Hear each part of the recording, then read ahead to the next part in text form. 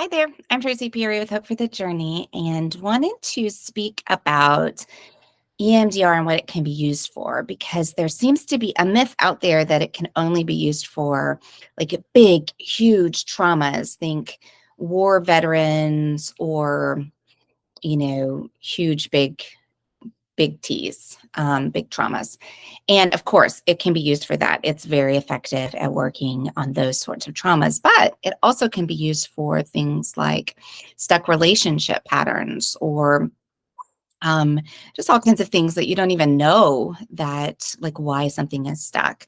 I'll give you an example. I've had clients that have come in for relationship issues, that they tend to keep having these relationships that they get into. They don't know why they're getting into them because they're bad relationships. They stay in longer than they need to, and they just can't quite figure it out. They don't meet criteria for any diagnosis whatsoever, but they come in, we're able to do some EMDR, figure out where this pattern started for them and how it's linked to a negative belief about themselves, unhook that using EMDR, and they're going on to have really great relationships. I also use it in business, and it can be really great to get things unstuck there. So if something's coming up for me and I can't quite figure out how to move forward with it. So for instance, let's say that there's tension on the team or we're not meeting our numbers in a certain area, right? Like attendance or what have you. And we've tried several things and it keeps getting stuck. Then what I'll do is figure out for myself using EMDR techniques where it's coming from, and then if it's something coming up for me, I'll be able to go into my own therapy and unhook that.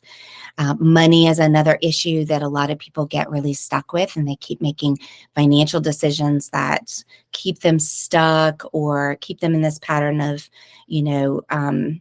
really doing great and then busting and sabotaging the growth that they're making in their company. And so we've done a lot of work with entrepreneurs and business owners to be able to figure out their money issues and be able to, again, get those unstuck and moving forward.